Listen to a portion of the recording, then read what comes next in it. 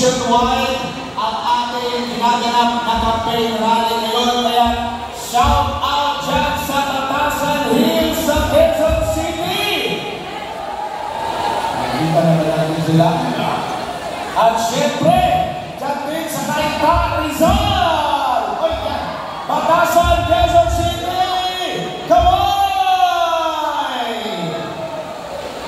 Dito naman tayo sa Rizal, sa Cainta, Rizal! Shout out sa inyo dyan! Magandang hapon, mamaya. Nagsabay-sabay po buong bansa yung campaign rally. Mga kababayan, may Batasan, may Rizal, kaya po ayan, ini-announce po ng ating host sa harap.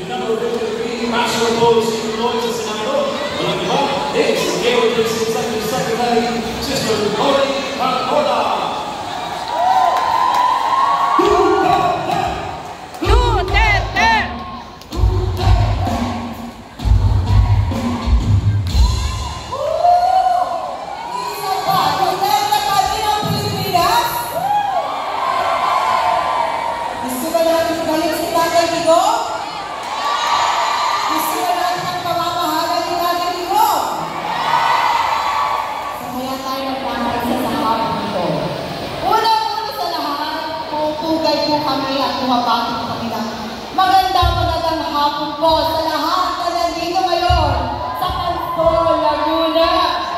Pinapabog po ng ating pinakamamahal na pastor, Pastor City Tuloy, at kanyang mabilis na pagbati. Huwag po natin kalimutan, 53 po sa ating balota. Pagkapat hindi natin siya kasama ngayon.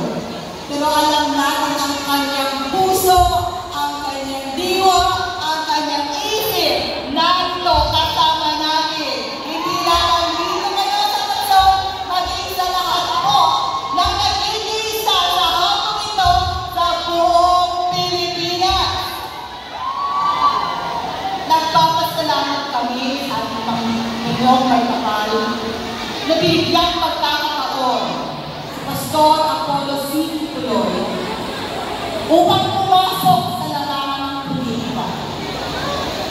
Nakita natin kanina bago pa man nag-umpisa ang programa ito, wala pong posisyon si Pastor. Dahil ang pagtawag po kay Pastor ay upang maglingkod sa ating buong may kapal. Nag-umpisa po ang ministry ni Pastor Apollo City Tuloy noong 1995. Mag-aapat na dekada na po. Nag-umpisa siya sa 15 membro doon sa slum area ng Davao City. Napakahambol ng pag-uumpisa. Noong mga panahon na noon ng 80s, ang Davao City ay naging laboratory ng mga rebelde. Napakagulo. At ang lagwis buhay ka kung maglalakad ka sa daan ay araw-araw ay nagpulba. Doon po nag-umpisa ang ministry ni Pastor. 15 o 15 miyembro na magtatapat.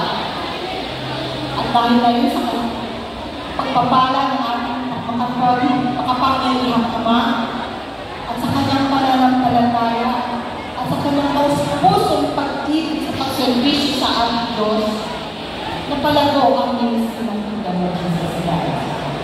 Sa apat na dekada mga kababayan, mga kapatid, naitaguyod ni Pastor Tuloy mula sa 15 hanggang sa umabot sa buong Pilipinas at hindi lang sa buong Pilipinas, naabot na rin ang ministry ni Pastor ang lahat ng dako sa buong sanlibutan. Noong nag-uumpisa ang ministry sa ako sa kasama ni Pastor, at last prayer request lang namin ang lahat ng sinasabi ng Pastor. Ano nga ba ang sinasabi ng Pastor?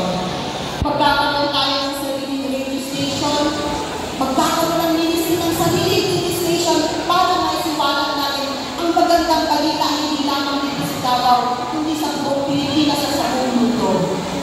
Magkakaroon tayo ng sarili ng lalo, magkakaroon tayo ng napakalaking panambahan, bahay na naman, para sa amin kasama ng Pastor sa mga panahon, napaka-imposible.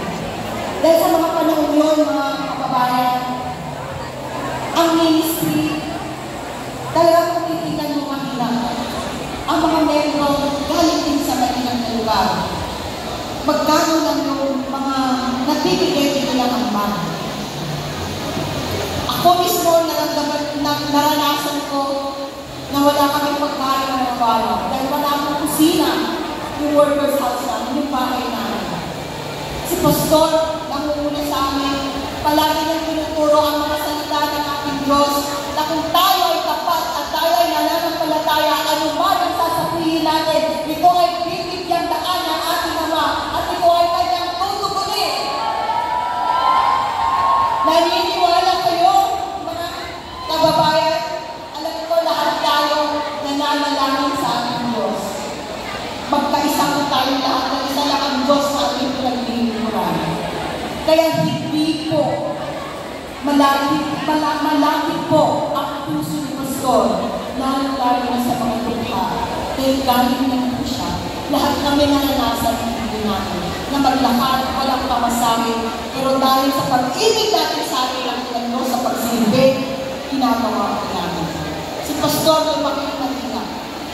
Natatandaan namin ang kanyang kwento dahil siya ang pinakabata sa kanila. Siya ang inutusang magpunta doon sa tindahan ng Michelle. Napakakatabi ng tindahan. Hiyang-hiya si Pastor, hindi siya makapagsalita. Kalahating araw siya nakatayo sila ng pamainit na araw. Hindi siya makapagsabi. Pero alam niya pag hindi siya makapagpag ng bigas at sardinas at mga asukal, wala silang kakainin. Hanggang naawa ng Michelle sa kanila. At yun, tumimo ang pag-ibig na yun, ang kabutihan na yun ang tumimo sa puso ni Pastor. Kaya sinabi niya, pag ako pinagpala ng Diyos, ibibigay ko rin ang mga pagpapala sa lahat ng nangangailangan, sa lahat ng mahina, dahil ayaw kong danasin nila ang nadanasan ko. Mga kapatid, sa 4 na dekada, lahat ng sinabi ni Pastor, lahat ng sinabi sa amin, hindi na natiling pangako.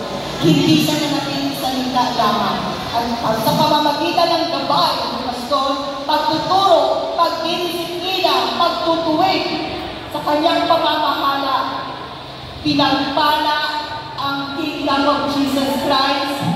At ngayon, papasalamat tayo dahil hindi lang ang Kingdom ang pagpapalain. Kung bibigyan natin ng pagkakataon ng ating mahal na Pastor, buong Pilipinas, maaabot na ng tunay na mga pagpapala kung ano ang ginawa ni Pastor sa KOJC. Siguro nakita niyo napakadaming tanong. Ganun din ang aming narinig ang naranasan mag-umpisa ng ministry. Si Pastor Kulto, Pastor Timuloy Kulto yan. Si Pastor naminera yan, kawawa ang mga membro niya. Si Pastor nagkukuhay mayaman. Sinasabi ko sa inyo ngayon, mga kapatid, kung ano ang pinakain ni Pastor, yun din ang pinakain natin lahat. Pareho kami. Dahil si Pastor, naiisip na niya kung ano ang pangangailangan ng bawat isa. Hindi pa ba natin naisipan na planuhan na ni Pastor, nagawa na ni Pastor, pinigay na niya. Bakit anong sabi ni Pastor? Pag tayo naglilingkod at tuwing tayo sa harapan ng ating Diyos, tayo ang magpapalain. Tunay nga, dahil nga sa pananampalataya at pag talagang si Pastor nagtatrabaho, mahal niya ang Harvard, mahal niya talagang nagtatrabaho. Talagang si Pastor, model namin siya sa lahat ng ginagawa. Kaya naman, kung anuman ang narinig namin na paninira, anuman ang panglalait sa kanya, nakatayo kami dahil alam natin ano ang katotohanan. Nakatayo kami sa katotohanan. At ang katotohanan ang magpapalaya sa atin. Gusto niyo ba na malaya ang Pilipinas, mga kaibigan? Malaya sa kaluhaan, malaya sa samaan, malaya sa kadiliman, malaya sa kahirapan. Yan ba ang gusto ninyo? Yan din ang pangarap at vision ni Pastor para sa Pilipinas. Wala siyang ambisyon maging politiko. Kaya sabi nga niya, pumasok ako sa larangan ng politika, pero hindi ako politiko. Leader ako. Leader si Pastor, hindi lamang sa 2 milyon ang sumusunod kay Pastor at Policy. Dahil nakita natin. Kung baga, nakita natin na ano na ang nagawa ni Pastor, hindi na po plano yan, hindi na po pangarap yan. Nagawa na po ni Pastor. Na-provide po ni Pastor ang lahat ng pangangailangan ng kanyang mga kasamahan ng bawat isa sa amin. Libreng edukasyon. Kaya si Pastor nagpatayo ng sariling eskwelahan. Ilan ang scholars, 80. Mayroon mga nagtapos ng abogasya. Ngayon pa, mula nakakapag-board at natapos ng medisina. Yun ang gusto ni Pastor. Napakaraming kurso. Kaya yung pinatayo ni Pastor, para lahat, merong access, meron talagang pwede mapuntahan. Hindi talaga, matatapos. Yun ang gusto ni Pastor para sa Pilipinas, nagawa ng kasakitan. Nung noon, nalalaman na kami ng imposible magkaroon ng sariling station. Wala kami pinakain, wala kami pera, naglalakad na kami. Ako sariling radio station, TV station, ang ginagawa ng Pastor, natupad kaya natupad. Alam niyo ba na seminar? Sino nakakalam na yung seminar? Yan ang pagpapala ng mga sa pagdadala ng katotohanan. Isang media outlet na hindi bayaran, hindi bayad sa tiyan ng binigay ng mga upang isiwala ng magandang